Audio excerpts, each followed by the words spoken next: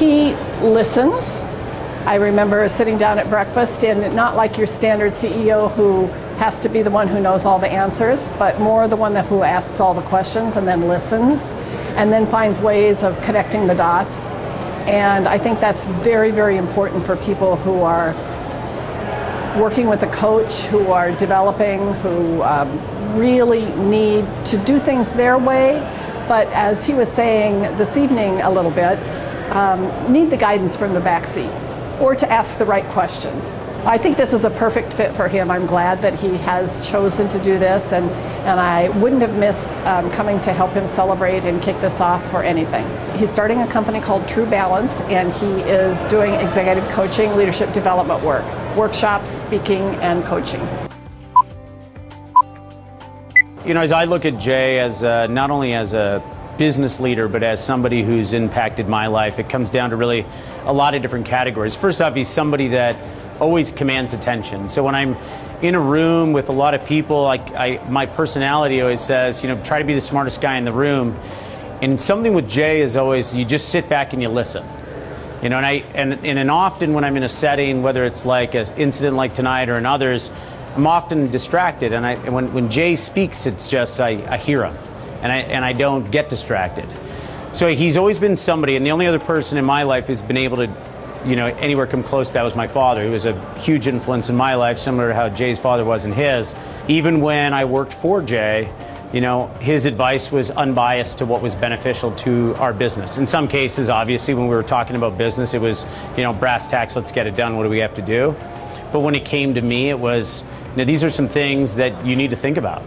And, you know, some of them, you know, could have been perceived as good for Christian, not great for business, not great for career, but something that he felt I really needed to do.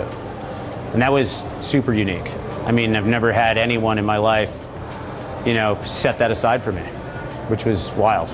The thing with Jay that's, you know, that fits him so well is, you know, I truly believe his ability to balance his life is why he's sitting here today. Yeah, and like I mentioned before, his ability to, you know, influence my balance from 5 years ago, you know, 5-6 years ago, when I first met Jay, was he was less concerned about my ability to go execute on a business plan or an initiative or a vision and how we were going to go and dominate some marketplace. It was like, how are we going to do it so that at the end of these 5 years, we're still friends and that you're not burnt out and you want to do it again. And so, you know, I think True Balance and what he's doing will enable a lot of people to do that.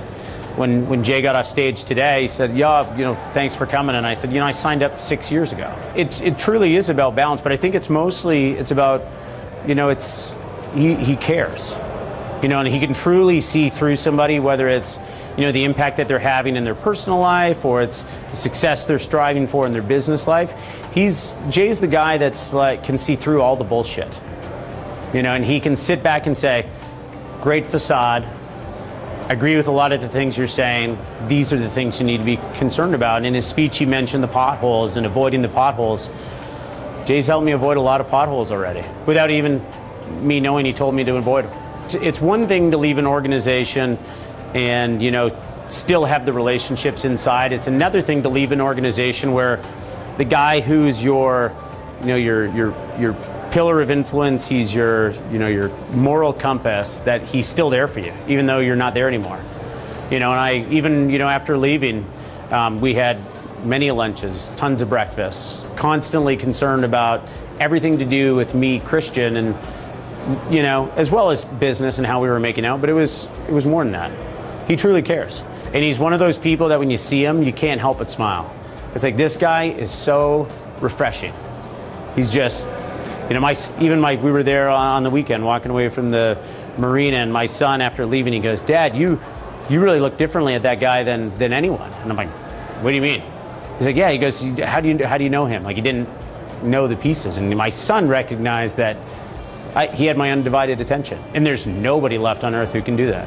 One thing that he always instilled in me is, you know, I've always been a flashy guy. I try to be, you know, I have no problem, you know, trying to look better than I am. And he's always been the guy that's always said, it doesn't matter how good you are. People don't care how good you are. And he's always been the one to say, it's about humility. And that was the one thing that I know is in his teachings and a lot of his coaching is going to be, you don't have to be the smartest guy in the room. And one thing every day that I walk into every business meeting with is, I don't need to be the smartest guy anymore. I just need to surround myself with smart people like Jay did, and the rest will sort itself out.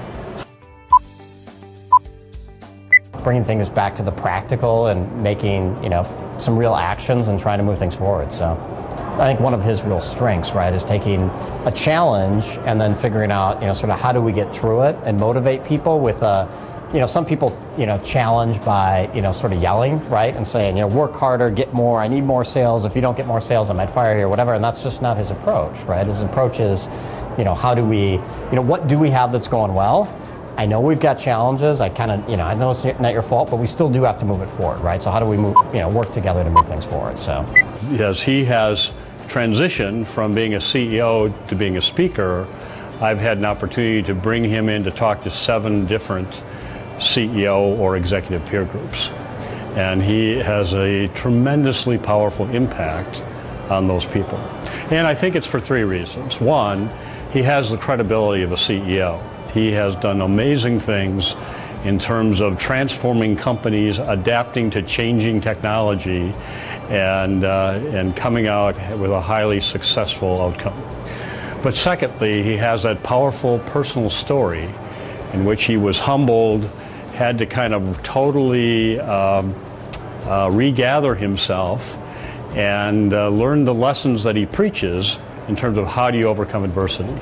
So you've got those 2 very powerful pieces, and then you couple it with a very engaging, authentic, sincere style, and he knocks the ball out of the park when it comes to being a great speaker. Well, I think part of it is that when you look at Jay, you see just a very successful CEO. He looks the part, right? Handsome guy, confident. On the surface, he looks as though he walked out of a magazine and lived a charmed life. And so you have that contrasted with the pain, the suffering, and the struggle that he had in terms of kind of bouncing back from tragedy. And then you add that to here are the 5 kind of specific ways or definers that you need to face if you want to continue to be not only successful but fulfilled throughout your life. What's unique about Jay is not only is he a great, inspirational, engaging speaker, but that's just the platform to help him really make significant change in the lives of the people he coaches. So Jay is in a position to influence the few that influence the many. And I think he sees that as a golden opportunity to make a huge difference in not only business, but in the lives of those executives and the people that work for them. I would say, for starters, humility, that the guy is courageous, has very confident, he comes on very strong, but he has a sense of humility where he doesn't bowl you over with it. He's interested in you. He always asks how I'm doing personally before we get into anything professionally.